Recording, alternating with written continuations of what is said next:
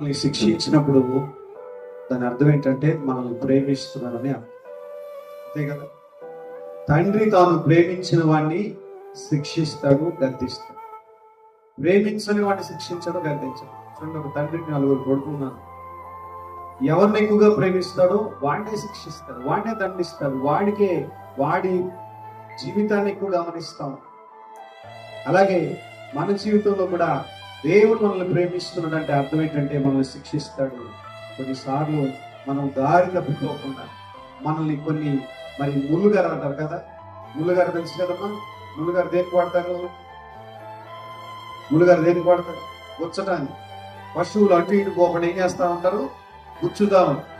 దేవుడు కూడా మనం దేవుడికి దూరం అయిపోయినప్పుడు, ప్రార్థన మానేసినప్పుడు, మందిరానికి రాకుండా తిరుగుతూ ఉన్నప్పుడు, అంత బాగుందిలే ఇంకెందుకులే దేవుడు అనుకున్న టైంలో దేవుడు ఏం చేస్తాడు తెలుసా?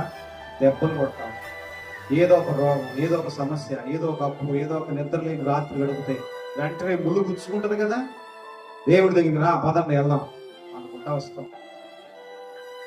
మన జీవితంలో బాధలు లేకపోతే బోధలు అర్థం కాదు. బాధ ఉంటేనే దేవుడి బోధ అర్థం. బాధ లేదనుకో బోధ అర్థం కాదు. అందుకే భక్తుడైన పౌలు అంటాడు, శ్రమ నుండి ఉన్నట్టే నాకు మేలు, శ్రమ నుండి ఉన్నట్టే నాకు మేలు. శ్రమలు లేక నేను త్రోవ తప్పిపోయానయ్యా, శ్రమ కలిగి ఉన్నట్టే మేలని వాక్యం చెప్తాం. దేవుడికి స్తోత్రం కలుగునుగా.